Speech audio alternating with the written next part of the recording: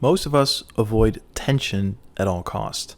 You see, asking for a raise, saying what we really think, and setting a boundary, our body usually screams, please get me out of this right now. You know what I mean. But what if there's a way to train ourselves to get used to this tension?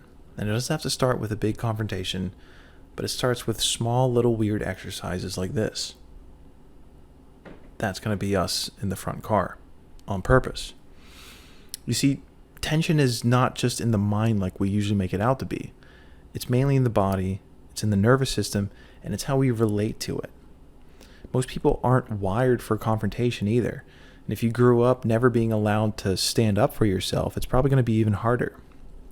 But learning to stand in tension calmly is one of the most important life skills.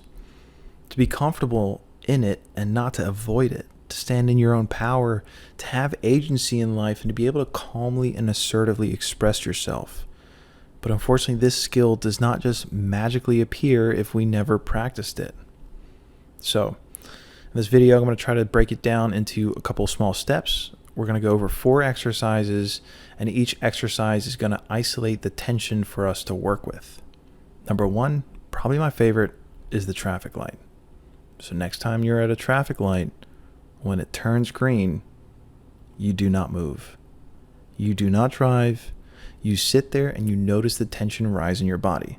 It's probably going to be your stomach, and you're going to feel it rumble, and your body is going to fight. It's going to tell your mind to tell you to move. It's going to come up with all the excuses of how bad you are, and you have to get out of here, and you look like an a-hole. But that's it. That's the purpose. Your cue is going to be the honk. You're not going to drive off until somebody behind you honks. And then you're going to see that you didn't hurt anyone, but you just gave your nervous system a chance to sit in the tension and survive it. So the worst part, by the way, like if you think you're going to be such a big prick by doing this, is you're probably going to make somebody a little bit late to an appointment, and that's it.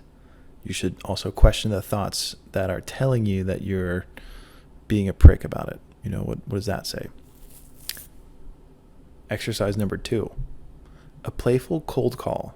This is inspired by the book Not Nice by Dr. Aziz. Highly recommend that as well. And if you have never done any cold calls, this probably sounds very absurd and you don't want to have anything to do with this. Listen, these are just suggestions, but it's going to be playful. So what we're going to be doing is calling up fast food chains. Let's say a Burger King. You're going to call in, ask them for a free sandwich, and wait for them to most likely tell you no. And that's not where it ends. You're not going to hang up, say, yes, I'm sorry, but you're going to find an objection. Tell them, you know what, listen, what if I call Wendy's up the street? I'm going to leave them a really nice bad review, and then what? You know what, would that do for a free sandwich? Come on. And you're just going to play with it until it finally ends, or you pull out, but you're going to get the same tension out of this. It's supposed to be playful, and it kind of gets you out of that comfort zone with a non-risky environment. Now, number 3. This is going to be a series of habits for the exercise, but next time you're out and about, next time you're having a conversation or you're in a social situation, try not smiling or laughing just to make other people feel comfortable. Stay completely neutral.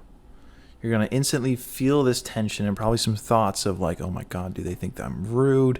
Do they think that I don't like them? Please smile. Let them know that you're not a threat. Holy smokes, you're such a prick. But that's the point. Notice how often your body tries to signal for safety by over-accommodating others. And practice holding steady instead, okay? I found this to be very useful because you're also going to pick up on how often you do this in social situations.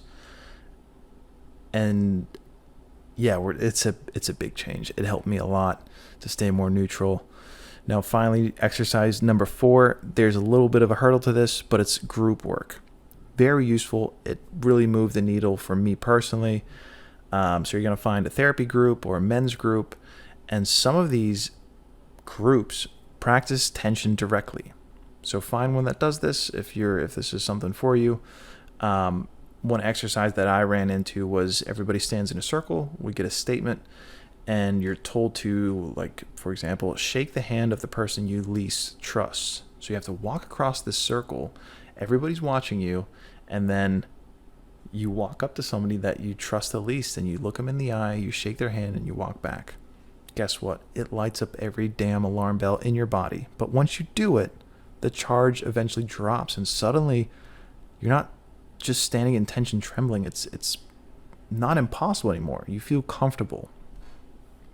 Now, to close out, these exercises aren't about being rude, reckless, confrontational just for the sake of it.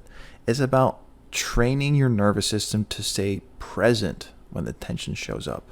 And then what you'll notice is that next time when you encounter tension naturally, it's going to be so much easier for you to transition into this state. It's going to feel familiar. Your body is going to register it and be like, oh, wait a second. I know this place. I've been here before. Because tension is not the enemy. It's the doorway to boundaries, honesty, and real confidence. And I'd love to hear your take on this.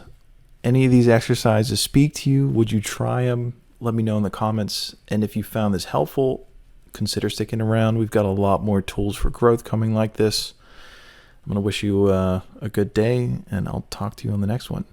Peace.